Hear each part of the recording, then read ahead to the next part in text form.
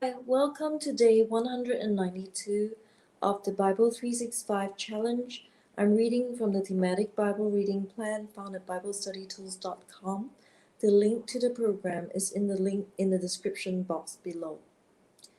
I'm going to start with Ecclesiastes chapter 5, then 6, 7, 8, and Psalm 73. Ecclesiastes chapter 5. Fulfill your vow to God. Guard your steps when you go to the house of God. Go near to listen rather than to offer the sacrifice of fools, who do not know what they do wrong. Do not be quick with your mouth. Do not be hasty in your heart to utter anything before God. God is in heaven and you are on earth. So let your words be few. A dream comes when there are many cares, and many words mark the speech of a fool. When you make a vow to God, do not delay to fulfill it. He has no pleasures in fool. Fulfill your vow. It is better not to make a vow than to make one and not fulfill it. Do not let your mouth lead you into sin, and do not protest to the temple messenger. My vow was a mistake. Why should God be angry at what you say and destroy the work of your hands? Much dreaming and many words are meaningless. Therefore, fear God. Riches are meaningless. If you see the poor oppressed in a district, and justice and rights denied, do not be surprised at such things. For one official is eyed by a higher one, and over them both are others higher still. The increase from the land is taken by all. The king himself profits from the fields. Whoever loves money never has enough. Whoever loves wealth is never satisfied with their income. This too is meaningless. As goods increase, so do those who consume them. And what benefit are they to the owners except to feast their eyes on them? The sleep of a laborer is sweet, whether they eat little or much, but as for the rich, their abundance permits them no sleep. I have seen a grievous evil under the sun, wealth hoarded to the harm of its owners,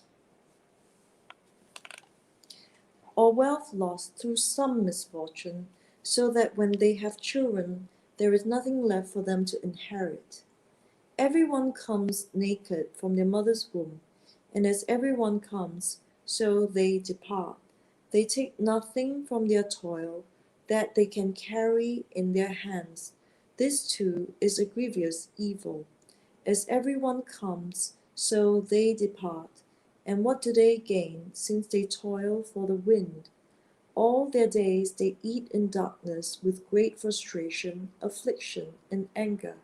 This is what I have observed to be good, that it is appropriate for a person to eat, to drink, and to find satisfaction in their toilsome labor under the sun during the few days of life God has given them, for this is their lot. Moreover, when God gives someone wealth and possessions and the ability to enjoy them, to accept their lot and be happy in their toil, this is a gift of God. They seldom reflect on the days of their life, because God keeps them occupied with gladness of heart. Ecclesiastes chapter 6. I have seen another evil under the sun. It weighs heavily on mankind. God gives some people wealth, possessions, and honor, so that they lack nothing their hearts desire. But God does not grant them the ability to enjoy them, and strangers enjoy them instead. This is meaningless, a grievous evil. A man may have 100 children and live many years, yet no matter how long he lives, if he cannot enjoy his prosperity and does not receive proper burial, I say that a stillborn child is better off than he. It comes without meaning, it departs in darkness, and in darkness its name is shrouded. Though it never saw the sun or knew anything, It is more rest than does that man, even if he lives 1,000 years twice over, but fails to enjoy his prosperity. Do not all go to the same place? Everyone's toil is for their mouth, yet their appetite is never satisfied. What advantage have the wise over fools? What do the poor gain by knowing how to conduct themselves before others? Better what the eye sees than the roving of the appetite. This too is meaningless, a chasing after the wind. Whatever exists has already been named, and what humanity is has been known. No one can contend with someone who is stronger. The more the words, the less the meaning. And how does that profit anyone? For who knows what is good for a person in life? During the few and meaningless days they pass through like a shadow, who can tell them what will happen under the sun after they are gone? Ecclesiastes chapter 7. Wisdom. A good name is better than fine perfume, and the day of death better than the day of birth. It is better to go to a house of mourning than to go to a house of feasting, for death is the destiny of everyone. The living should take this to heart. Frustration is better than laughter, because a sad face is good for the heart. The heart of the wise is in the house of mourning, but the heart of fools is in the house of pleasure. It is better to heed the rebuke of a wise person than to listen to the songs of fools.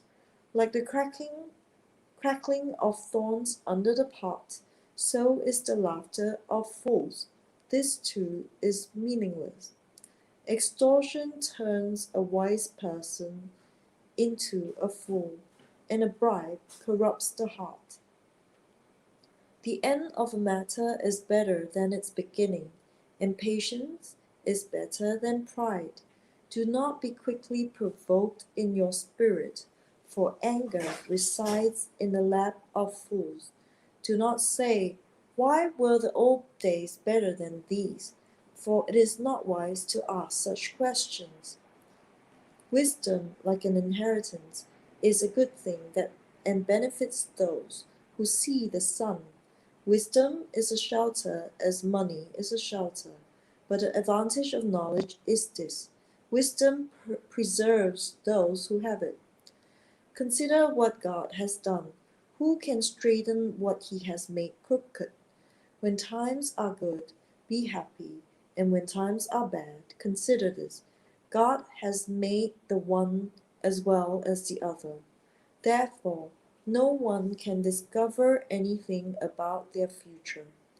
In this meaningless life of mine, I have seen both of these: the righteous perishing in their righteousness, and the wicked living long in their wickedness. Do not be over righteous, neither be over wise. Why destroy yourself? Do not be over wicked, and do not be a fool. Why die before your time? It is good to grasp the one and not let go of the other. Whoever fears God will avoid all extremes. Wisdom makes one wise person more powerful than 10 rulers in a city.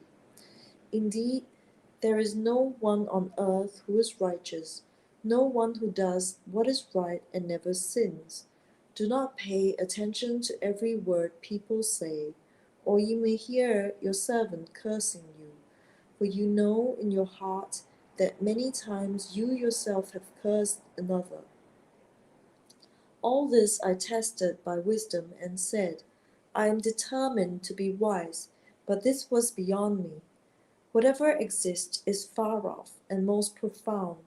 Who can discover it? So I turned my mind to understand, to investigate, and to search out wisdom, and the scheme of things, and to understand the stupidity of wickedness, and the madness of folly. I find more bitter than death the woman who is a snare, whose heart is a trap, and whose hands are chains. The man who pleases God will escape her, but the sinner she will ensnare. Look, says the teacher, this is what I have discovered, adding one thing to another to discover the scheme of things. While I was still searching but not finding, I found one upright man among 1,000, but not one upright woman among them all. This only have I found. God created mankind upright, but they have gone in search of many schemes. Ecclesiastes chapter 8. Who is like the wise? Who knows the explanation of things? A person's wisdom brightens their face and changes its hard appearance. Obey the king's command, I say, because you took an oath before God. Do not be in a hurry to leave the king's presence. Do not stand up for a bad cause, for he will do whatever he pleases. Since a king's word is supreme, who can say to him, "What are you doing?" Whoever obeys his command will come to no harm, and the wise heart will know the proper time and procedure. For there is a proper time and procedure for every matter. Though a person may be weighed down by misery, since no one knows the future, who can tell someone else what is to come? As no one has power over the wind to contain it, so no one has power over the time of their death. As no one is discharged in time of war, so wickedness will not release those who practices it. All this I saw as I applied my mind to everything done under the sun. There is a time when a man lords it over others to his own hurt. Then, too, I saw the wicked buried, those who used to come and go from the holy place and receive praise in the city where they did this. This too is meaningless. When the sentence for a crime is not quickly carried out, people's hearts are filled with schemes to do wrong. Although a wicked person who commits 100 crimes may live a long time, I know that it will go better with those who fear God, who are reverent before him. Yet because the wicked do not fear God, it will not go well with them, and their days will not lengthen like a shadow. There is something else meaningless that occurs on earth: the righteous who get what the wicked deserve, and the wicked who get what the righteous deserve. This too, I say, is meaningless. So I commend the enjoyment of life, because there is nothing better for a person under the sun than to eat and drink and be glad. Then joy will accompany them in their toils all the days of the life God has given them under the sun. When I applied my mind to know wisdom and observed the labor that is done on earth, people getting no sleep day or night, then I saw all that God has done. No one can comprehend what goes on under the sun. Despite all their efforts to search it out, no one can discover its meaning. Even if the wise claim they know, they cannot really comprehend it. Psalm chapter 73. A psalm of Asaph. Surely God is good to Israel, to those who are pure in heart. But as for me, my feet had almost slipped. I had nearly lost my foothold, for I envied the arrogant when I saw the prosperity of the wicked. They have no struggles. Their bodies are healthy and strong. They are free from common human burdens. They are not plagued by human ills. Therefore, pride is their necklace. They clothe themselves with violence. From their callous hearts come iniquity. Their evil imaginations have no limits. They scoff and speak with malice. With arrogance they threaten oppression. Their mouths lay claim to heaven, and their tongues take possession of the earth. Therefore their people turn to them and drink up waters in abundance. They say, "How would God know?"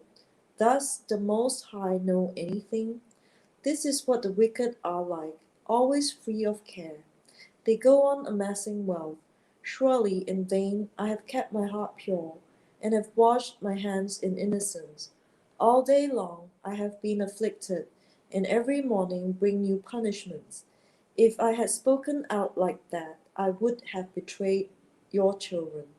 When I tried to understand all this, it troubled me deeply, till I entered the sanctuary of God.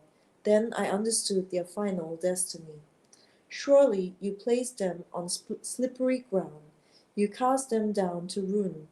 How suddenly are they destroyed, completely swept away by terrors. They are like a dream when one awakes. When you arise, Lord, you will despise them as fantasies. When my heart was grieved and my spirit embittered, I was senseless and ignorant. I was a brute beast before you, yet I'm always with you. You hold me by my right hand. You guide me with your counsel, and afterward you will take me into glory. Whom I have in heaven but you? And earth has nothing I desire besides you. My flesh and my heart may fail, but God is the strength of my heart and my portion forever. Those who are far from you will perish. You destroy all who are unfaithful to you. But as for me, it is good to be near God. I have made the sovereign Lord my refuge. I will tell of all your deeds.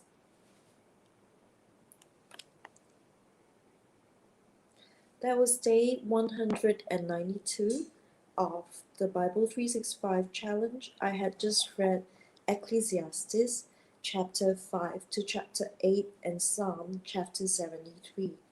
I'll see you on the next day.